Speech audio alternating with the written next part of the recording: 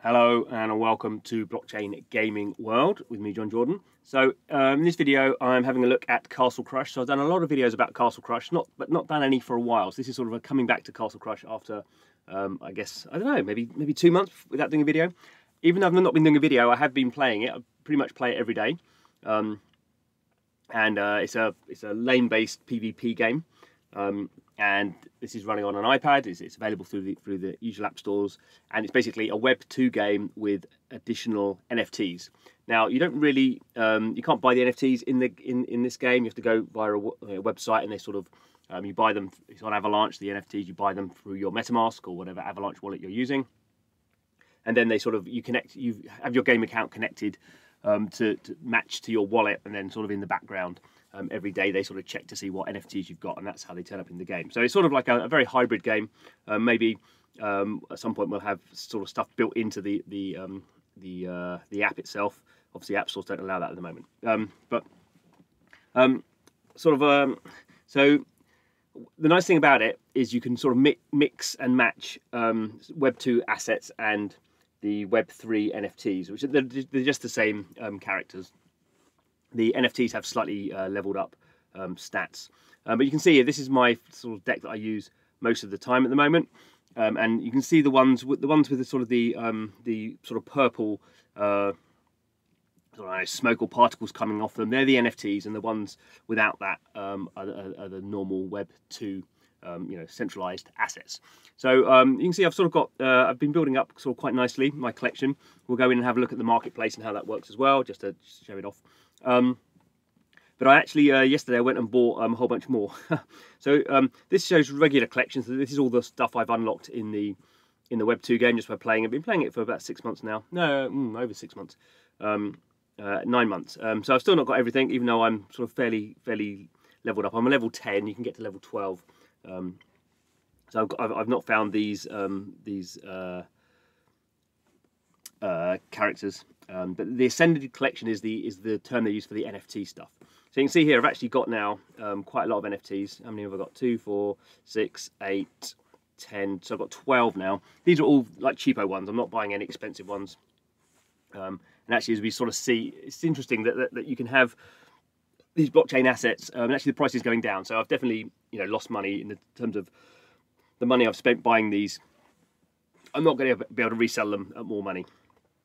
There's a whole bunch of stuff into that. But I think it's sort of quite an interesting game, and I found it. I just enjoy playing it, and the NFTs have given me sort of extra sort of pleasure, really. But now the interesting bit here is, so this is the deck that I sort of play with all the time, and this is not the deck I would choose if I was just using the Web 2 characters. So I've actually sort of had to, because I was buying the cheapo NFTs, I've sort of had to change my my strategy by the NFTs that I've got. And the reason you use the NFTs is each of them. Let me show it here. So for each of the NFTs, it says ascension points per day. That's the first thing. So basically, if you use an NFT in a battle and you win, you have to only win one battle using that NFT. You gain those ascension points. So depending on everything, I find one. So they all have sort of different stats. So this one has 4. It gives me 4 ascension points a day. So there's different levels. So actually, this one here, this is a common card, but it's rank 2. So when you buy this as a common card, rank 1, it only gives you 1 point a day. I've spent some tokens to level it up, so it now gives me 2. I don't know what the best one is that I have actually. Pretty much, yeah. I think that one there with 4, and most of the other ones just give me. Yes, this one's just a rank 1 common card, so I only get 1 point per day. But basically, I end up with these points. You can see at the top of the screen here it says 0. I haven't got any ascended points at the moment. Basically, I have to win one game. I have to win every NFT that's involved in a winning game. I get those ascended points, and that puts me on the leaderboard. And from the leaderboard, I get a share of this daily global cap of 415,000 ACS tokens. That's the in-game currency. And that's the cryptocurrency that's on the Avalanche blockchain.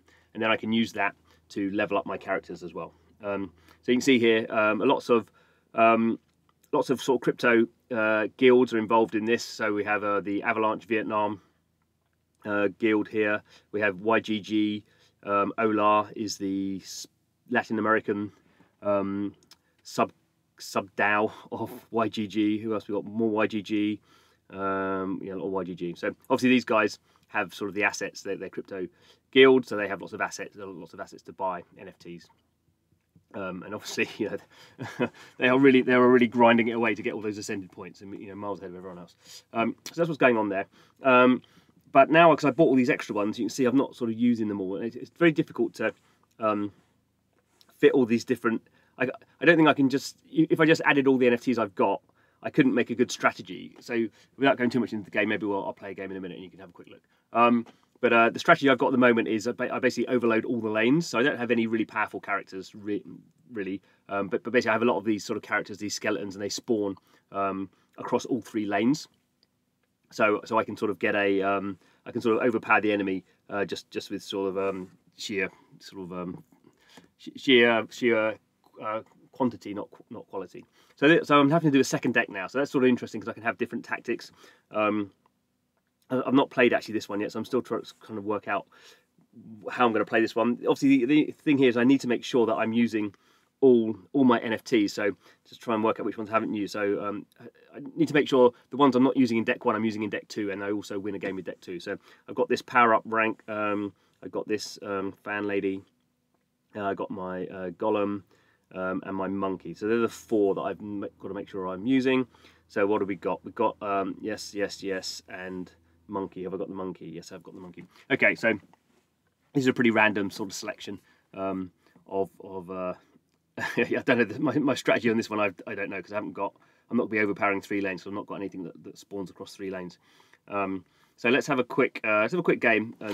Okay. So actually, I've just played the game. For some reason, it didn't record, so I'm not going to go back and play that again. But the interesting bit you see, the sort of important bit actually, rather than playing the game, is now when we come back here and go to the Ascended collection. You can see here that my Ascension points total at the top is now 23. So I'm ranked 620 on the leaderboard, and I currently have, because I won that game, then all those NFTs give me their Ascension points, so I get 23. Now, obviously, I need to do a bit more, so I need to now go and win with deck 2. And if you see, go through here, you can see here. So if I win with this NFT, I'm going to get 1 Ascension point a day because that's a rank 1 common.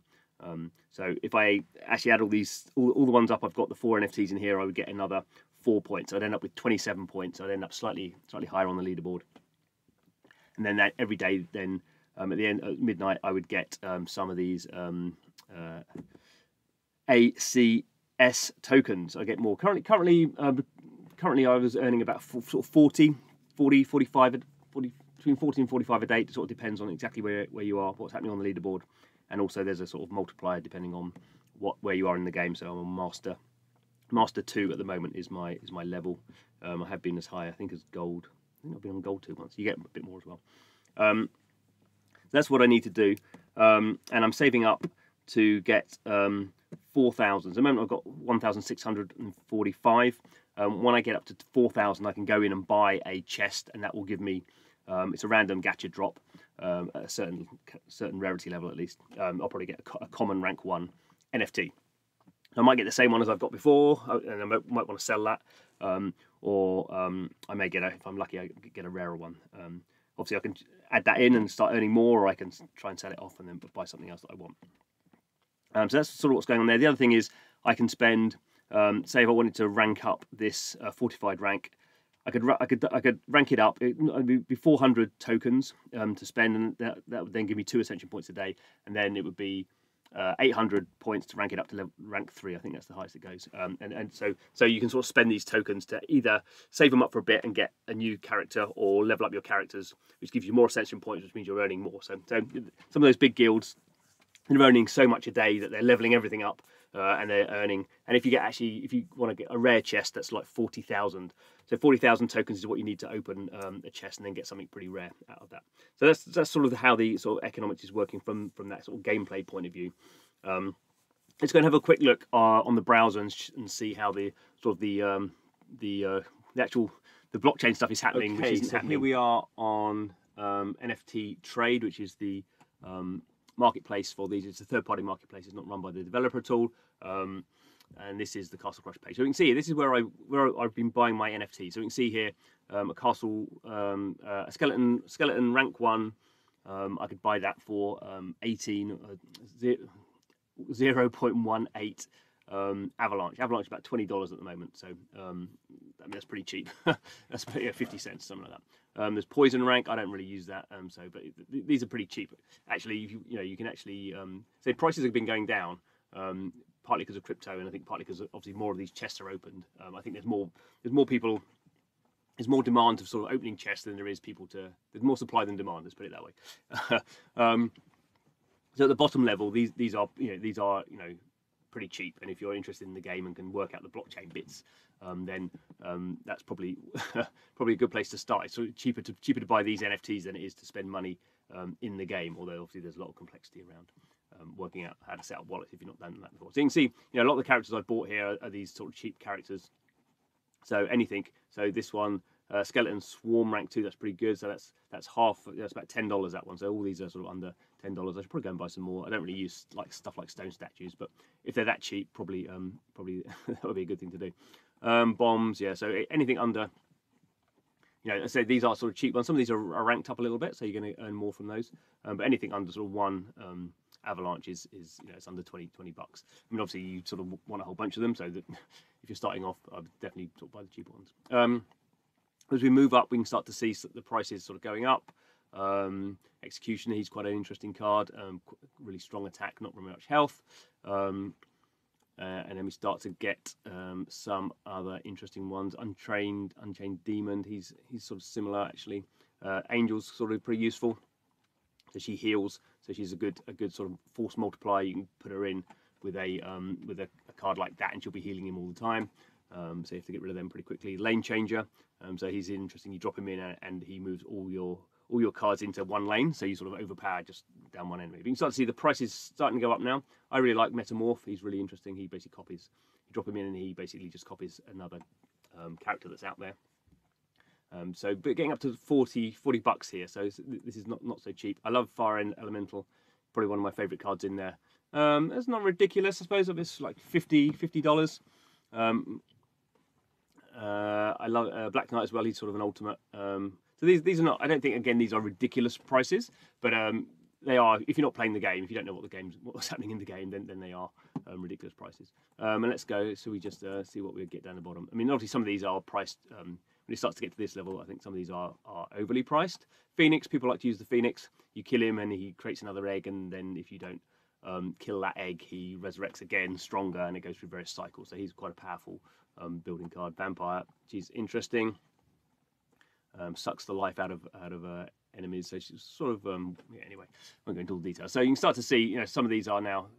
This is what's that, $400. So I think as with all these NFT assets, people have very speculative pricing around these sort of things.